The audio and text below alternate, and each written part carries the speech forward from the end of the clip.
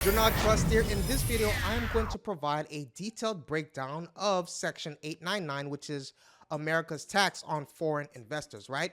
But before I do that, please take a moment right now to hit that subscribe button and that like button. I appreciate you. So here, let's look at the key components of Section 899.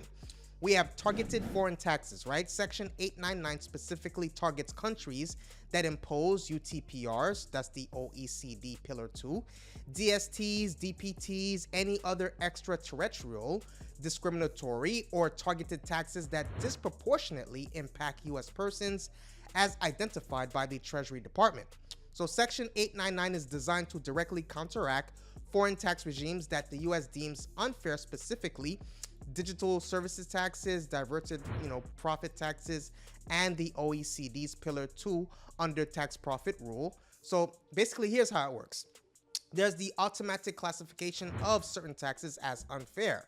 So Section 899 explicitly lists DSTs, DPTs, and UTPRs as the per se unfair foreign taxes. So any country enacting these taxes is automatically classified as a discriminatory foreign country for purposes of Section 899, triggering the provision's retaliatory measures.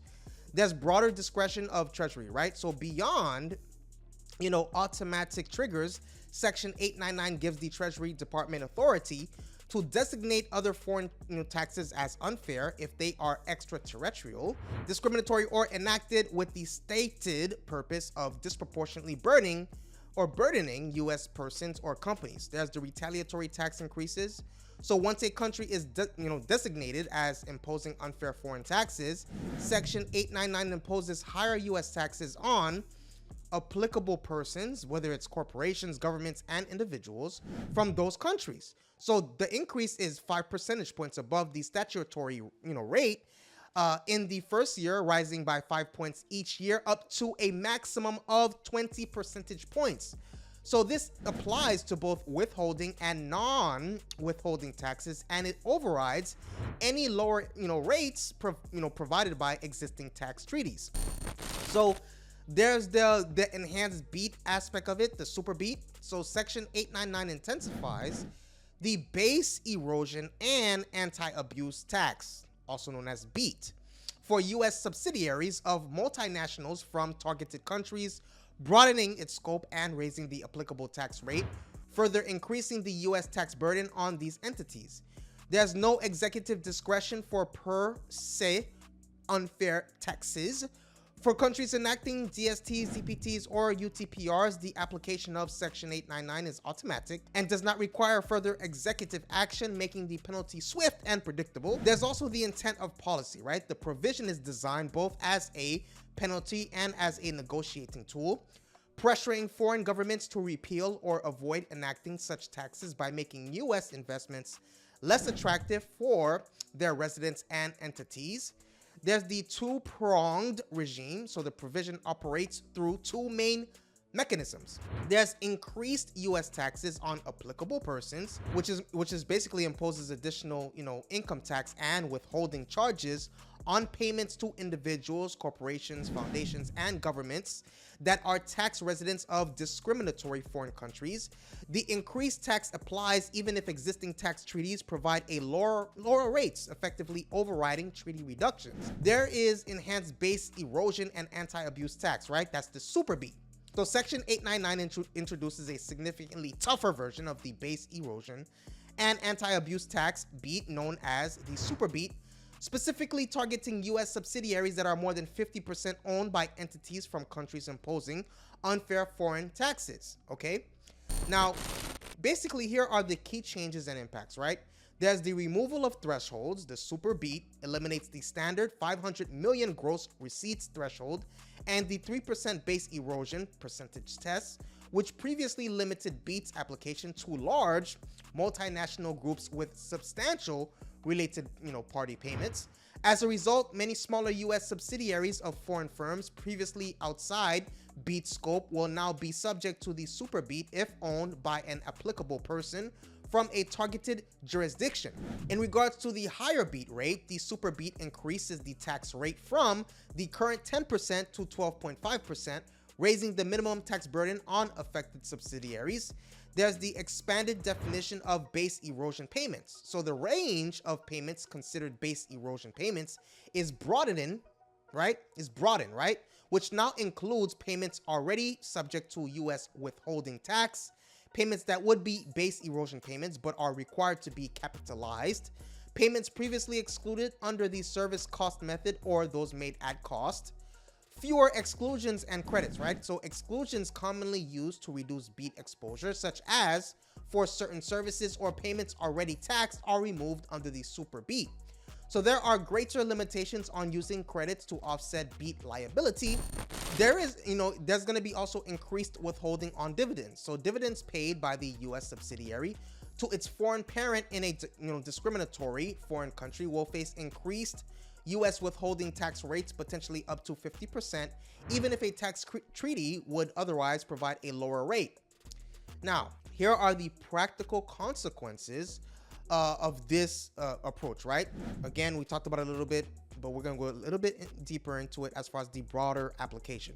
So many more U.S. subsidiaries of foreign multinationals, including smaller businesses and portfolio companies of private equity funds, will be subject to BEAT. There's a higher tax liability, so affected subsidiaries will face higher minimum tax payments and increased withholding on outbound payments, raising their overall U.S. tax burden.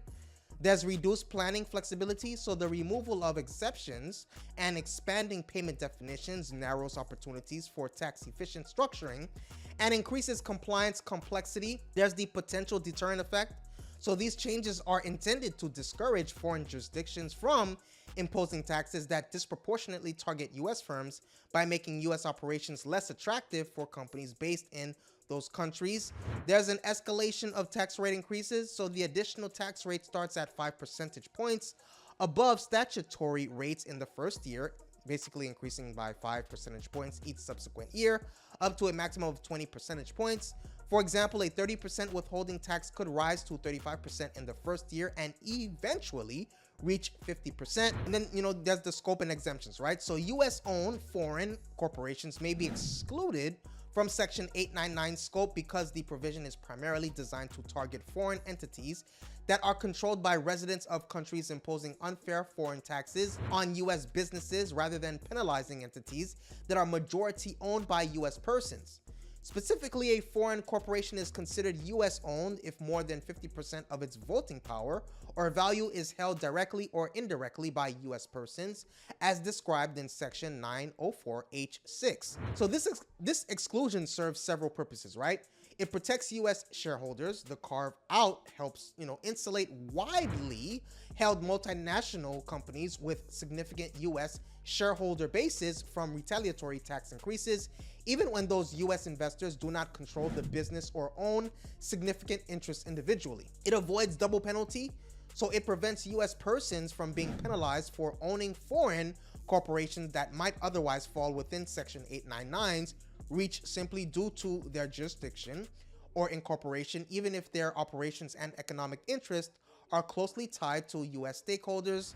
It focuses on targeted policy, so the intent is to focus the retaliatory measures on foreign-owned or controlled entities from jurisdictions enacting discriminatory taxes rather than inadvertently harming U.S. economic interests through broad application. Okay, so policy is key here, right? The goal is to discourage foreign governments from imposing taxes, okay, that disproportionately, burden U.S. firms in the U.S., right?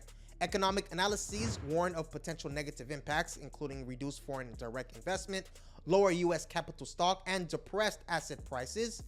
The potential long-term is the effects on, such as the tariffs or targeted tax measures imposed in the response to foreign tax policies. It can have lasting impacts, right, on international trade. So one of those things, the analysts are talking. So there's reduced trade volumes and market, access. So retaliatory, taxes raise the cost of cross-border transactions, making imported goods and services more expensive for consumers and businesses in both the imposing and targeted countries.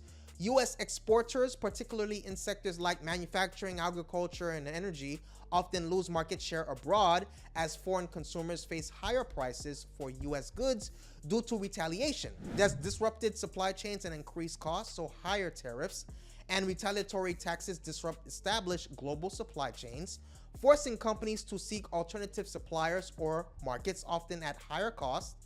Domestic prices for goods with significant import components like steel and aluminum tend to rise, impacting downstream industries and consumers. There's reduced investment and economic growth, right?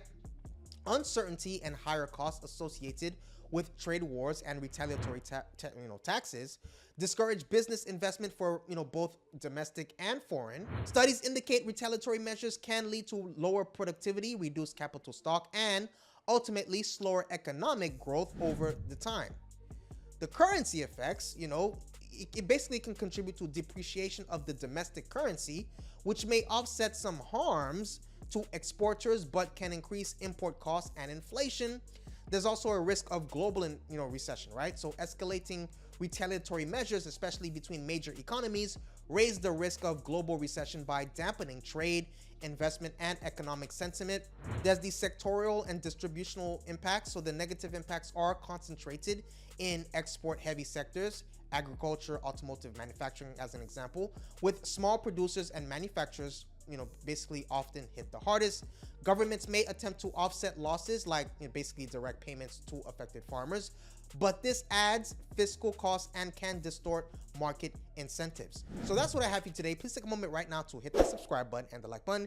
If you appreciate this video and you want more content like this, please let me know that by hitting that subscribe button and the like button. I appreciate your viewership. See you in the next video.